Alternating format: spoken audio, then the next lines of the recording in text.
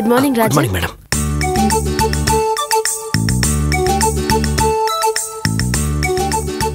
உங்களுக்கு வேலை கிடைச்ச விஷயத்தை வீட்ல சொல்லிட்டீங்களா? சொல்லிட்டேன் மேடம். எல்லாரும் ரொம்ப சந்தோஷப்பட்டாங்க. நாகராஜ் இதாங்க வச்சிட்டாங்க, ஒரு கவர் இருக்கு, எடுத்துட்டு வாங்க. சரிங்க மேடம்.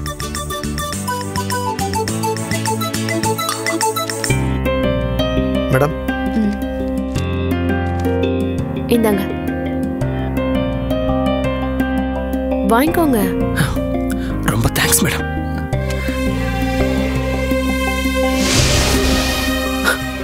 Thanks madam. என்னோட வாங்க.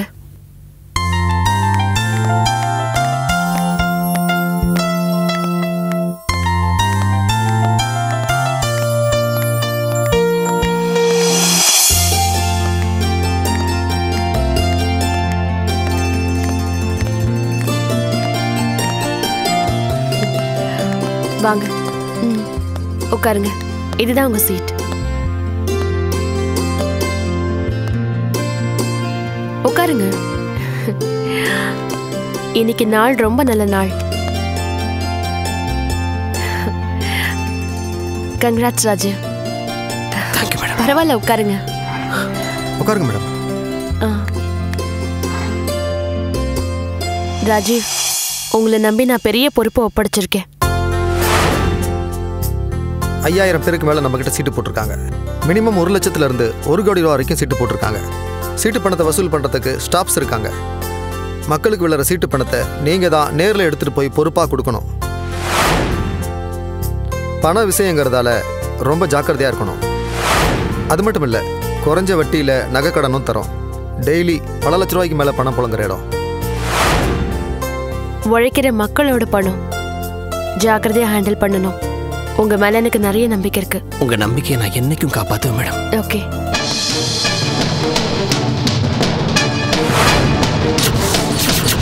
ஆதார் கார்டுல இருந்து ரேஷன் கார்டு வரைக்கும் எல்லாத்தையும் கையிலேயே வச்சிருக்கேன் சார். 2யும் ஜெராக்ஸ் எடுத்து உங்கள்கிட்ட கொடுத்துட்டு போறேன் சார். ஒருவேளை செக் பவுன்ஸ் ஆச்சுன்னா நீங்க என் மேல லீகல் ஆக்ஷன் எடுக்கலாம் சார்.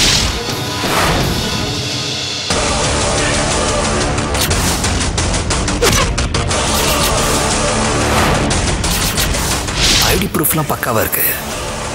பேங்க்ல அவர் அக்கௌண்ட்ல 4 lakh rupees இருக்குங்கிறதுக்கு ப்ரூஃப் காமிச்சிட்டாரு. செக் வாங்கக்கூடாதுன்னு எம்டி ஸ்ட்ரிக்டாக சொல்லியிருக்காரே சார். சரி, துவாரகேஷ் கிட்ட நான் பேசிக்கிறேன்.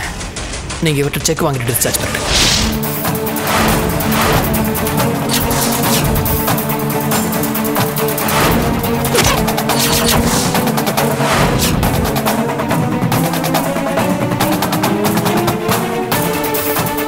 மேடம், ஒரு நிமிஷம்.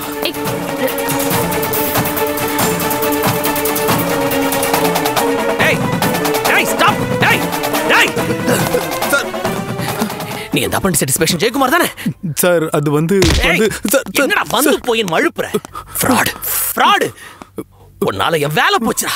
2 லட்ச ரூபா பணத்தை ஏமாத்திட்டா. சார் சார் சார் சார் என்ன மன்னிச்சிருங்க சார். நான் சும்மா விட மாட்டேன். என்னாச்சு? மேடம் இவன் ஒரு ஃப்ராட் மேடம். இதுக்கு முன்னாடி நான் ஒர்க் பண்ணிட்டு இருந்த ஹாஸ்பிட்டல்ல அப்பண்டிசைட்டிஸ் ஆபரேஷன் பண்ணிட்டு பில் அமௌண்ட் செட்டில் பண்றதுக்காக 2 லட்சம் ரூபாய்க்கு செக் கொடுத்தா மேடம். இது அந்த செக் ஒரு போலி செக். அது மட்டும் இல்ல, இவன் கொடுத்த அட்ரஸ் ப்ரூஃப், ஐடி ப்ரூஃப் எல்லாமே ஃபேக் மேடம். இவனை சும்மா விடக்கூடாது. போலீஸ்ல ஹேண்ட் ஓவர் பண்ணணும் மேடம். சார் சார் சார் என்ன மன்னிச்சிருங்க சார். ஆபரேஷன் பண்றதுக்கு கையில பணம் இல்ல, என்ன பண்றதுன்னே தெரியல. என் ஃப்ரெண்ட்ஸுங்க தான் ஐடியா கொடுத்தாங்க சார். அவங்க பேச்சை கேட்டு இப்படி பண்ணிட்டேன் சார். இப்படி சொல்றதுக்கு உனக்கு வெக்கமா இல்ல? உயிரை காப்பாத்தின ஹாஸ்பிட்டல் ஏமாத்திட்டா. டேய், உன்னால எனக்கும் என் தம்பிக்கு நடுவுல எவ்வளவு பெரிய பிரச்சனை வந்துச்சு தெரியுமாடா? உன்னை நான் விட மாட்டேன்டா. உன்னை நான் சும்மா விட மாட்டேன்டா. வா ஸ்டேஷனுக்கு. டேய், யாரா நீ? இங்க எதுக்கு வந்த? இந்த கம்பெனில தான் சீட்டு போட்டுருக்கேன். சீட்டு போட்டுருக்கியா? சீட்டிங் பண்றவங்க இங்க வந்து சீட்டு போடுறீங்களா? சொல்றேன்னு தப்பா நினைச்சுக்காதீங்க. நீங்க கஷ்டப்பட்டு சம்பாதிச்சு இங்க கட்டின பணத்தை நாங்க ஏமாத்திட்டா உங்களுக்கு எப்படி இருக்கும்? நீங்க 2 லட்சம் ஏமாத்திருக்கீங்க. அதனால இவருக்கு வேலையே போயிடுச்சு. உங்களால இவருக்கும் இவரோட தம்பிக்கும் மனஸ்தாபம் உண்டாகிருக்கு. இப்ப அதுக்கு என்ன பண்ண போறீங்க? சீட்டு பணம் வந்த உடனே அந்த பணத்தை கொடுத்துறேன் மேடம். மறுபடியும் உன்னை நம்பி ஏமாற சொல்றியா? விட மாட்டேன்டா உன்னை. சார், இந்த மாசத்தோட சீட்டு முடியுது சார். 3 லட்ச ரூபாய் சீட்டு சார். கண்டிப்பா பணத்தை கொடுத்துறேன் சார். என்ன நம்புங்க சார். பணம் கட்டியாச்சா? கட்டியாச்சு மேடம். சரி, நீ போ. மேடம் ராஜீவ், சீட்டு முடிஞ்சதும் உன் பணம் உன் வீடு தேடி வரும். நீ போ. சரிங்க மேடம். மேடம் என்ன மேடம் அவனை போக சொல்றீங்க? 1ஆம் number fraud madam. Rajiv relax. நீங்க ஈவினிங் வீட்டுக்கு போகும்போது 2 லட்சம் ரூபாய் கேஷ் வாங்கிட்டு போங்க. மேடம் என்ன மேடம் சொல்றீங்க? என்ன ஏமாத்துறது அவன் தான் எனக்கு பணம் தரணும். நீங்க எதுக்கு மேடம் அந்த பணத்தை தரணும்? ஆபரேஷன் பண்ணலன்னா உயிர் போயிடும். ஆபரேஷன் பண்ண கையில காசு இல்ல. உயிர் மேல இருக்க ஆசையில அவன் ஏமாத்திட்டான்.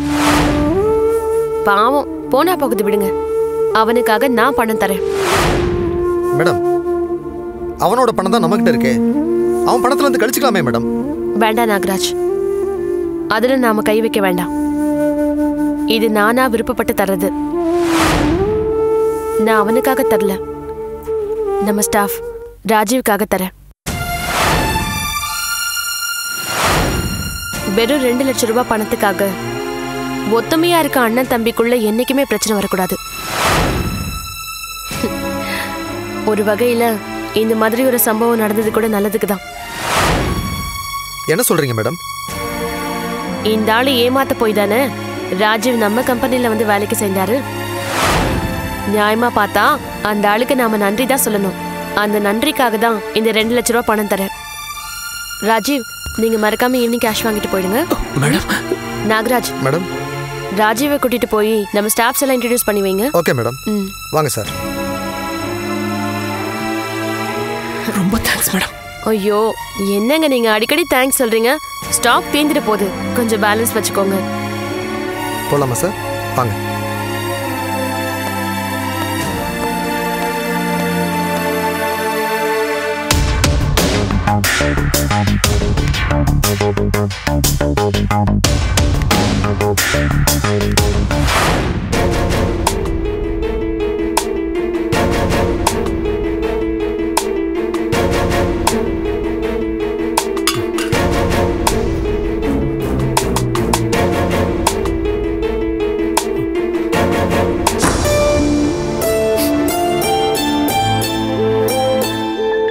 என்னாச்சுங்க? ஏன் ஒரு மாதிரியாவே இருக்கீங்க? நான் ரொம்ப நேரமா கவனிச்சுட்டே தான் இருக்கேன். உங்க முகமே சரியில்லை. என்னமோ நடந்திருக்கு. எதையோ நீங்க மறைக்கிறீங்க. பிரியா, என்ன கொஞ்சம் தனியா இருக்க விடு. இப்ப சொல்ல போறீங்களா இல்லையா? என்னமாச்சு? அப்பா, ரொம்ப நேரமா எதையோ பறி கொடுத்த மாதிரி யோசிச்சுட்டே இருக்காரு. என்னன்னு கேட்டா பதில சொல்ல மாட்டேங்கிறாரு. பிரியா, என்ன கொஞ்சம் தனியா இருக்க விடுறியா ப்ளீஸ்? மாப்பிள்ள, என்ன நடந்துன்னு சொன்னாதானே தெரியும். ஒர்க் ஷாப்ல ஏதாவது பிரச்சனையா?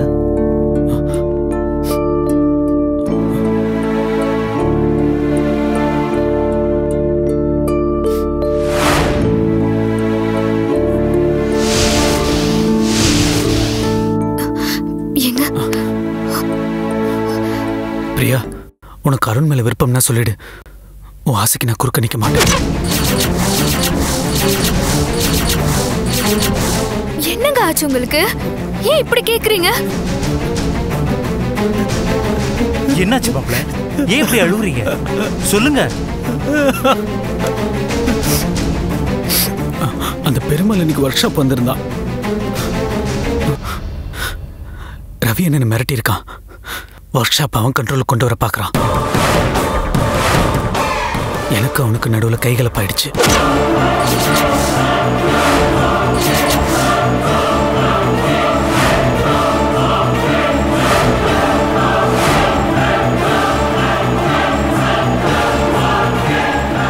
வெட்டி படுக்கையில மூட்டை கட்டிட்டு உடனே இந்த ஊரை விட்டு ஓடி போயிடுறேன். ஊரை விட்டு ஓடி போறதுன்னா பொண்டாட்டியை கூட்டு போறதில்ல. பிரியாவை இங்க விட்டுட்டு நீ மட்டும் ஓடி போற.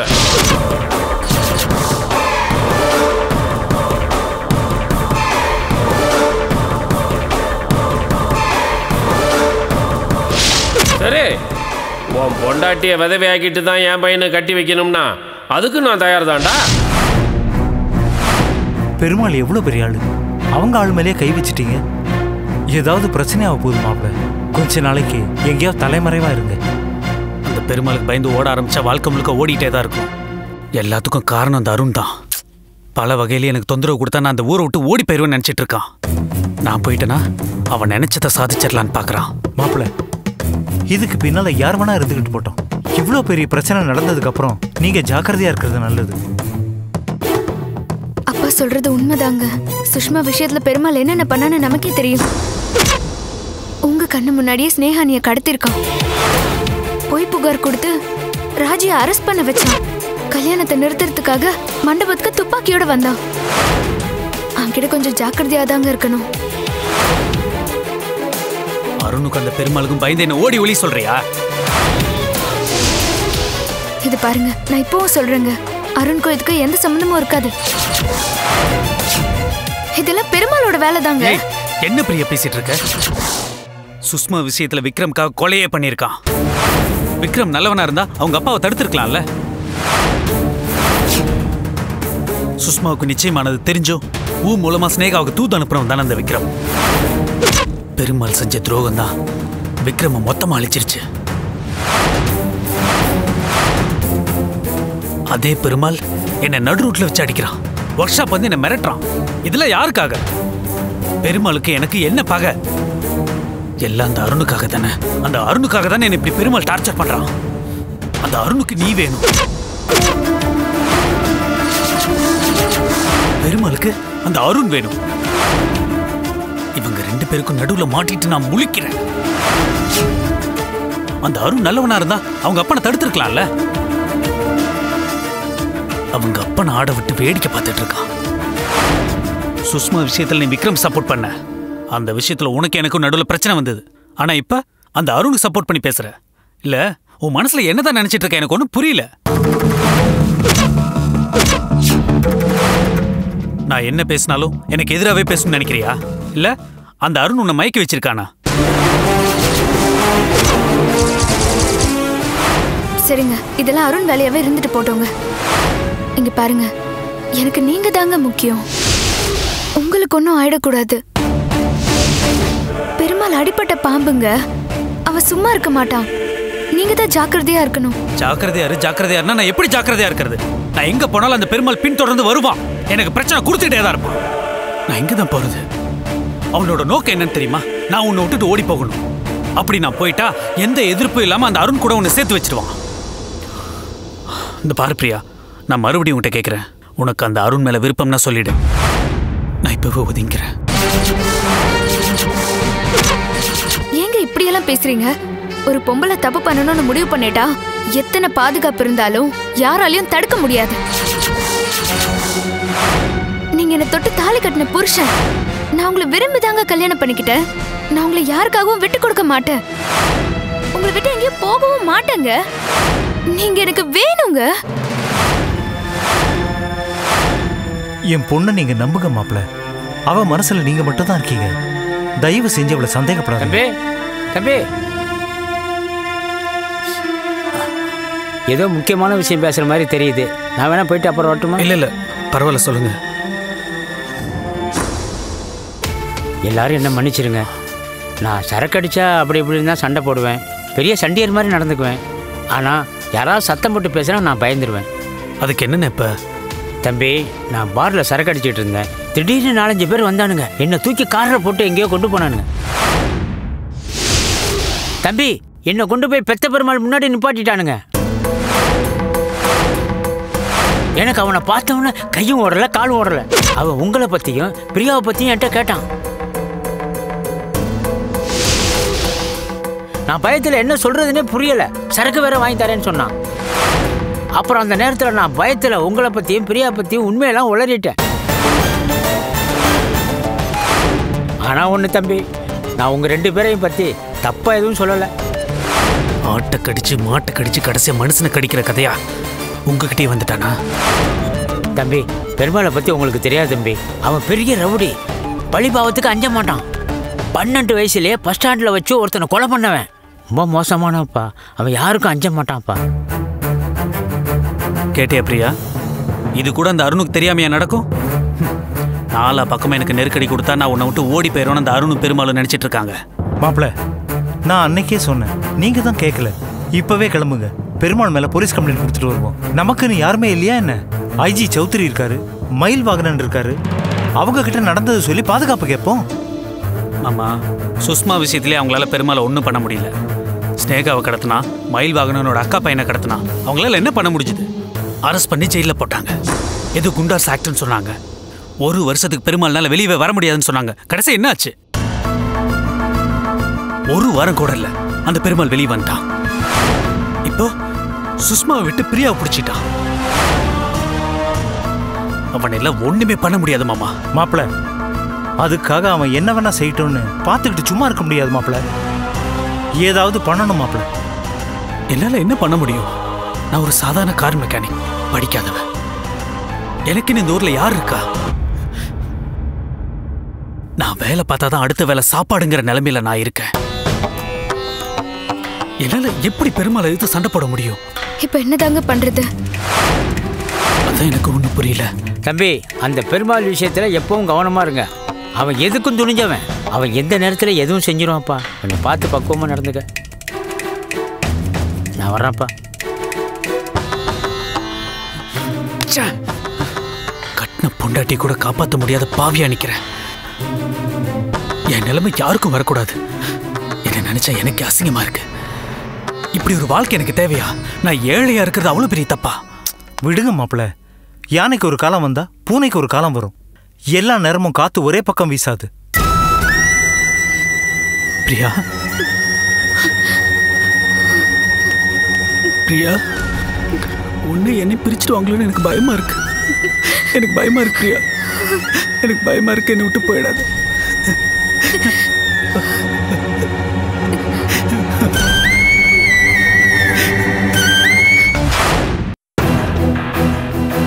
ஆரம்பத்தில் நான் கூட ஸ்னேகா இறந்துருக்கவே முடியாதுன்னு நம்பிட்டு தாமா இருந்தேன்.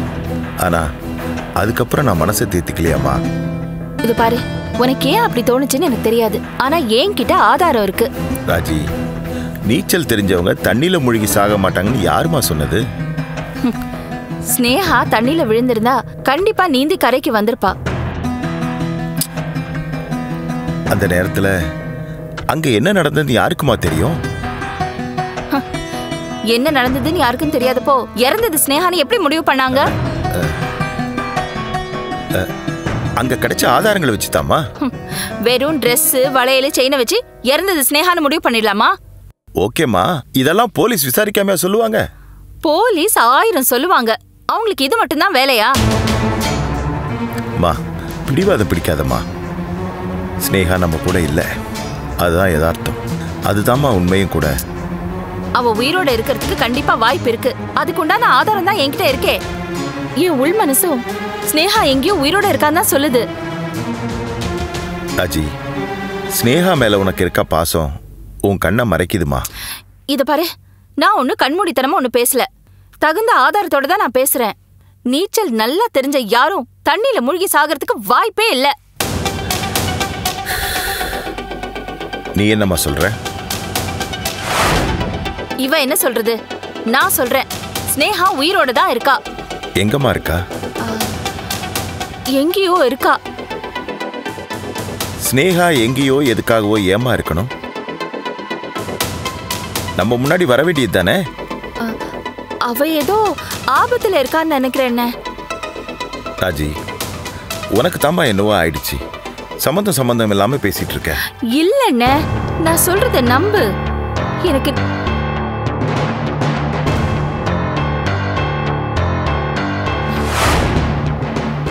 வாங்க மாப்பிள்ள. பாப்பா மயில், உட்காருங்க. வாங்க மயில். உட்காருப்பா, உட்காருங்க மாப்பிள்ள. என்ன மாமா, எதுக்கு எங்க 2 பேரும் அவசரமா வர சொன்னீங்க? ஒன்றும் இல்லை மாப்பிள்ள, ராஜி என்னென்னமோ சொல்றா, நீங்களே கேளுங்க. என்ன ராஜி, மறுபடியும் கஸ்தூரியோட ஏதாவது பிரச்சனையா?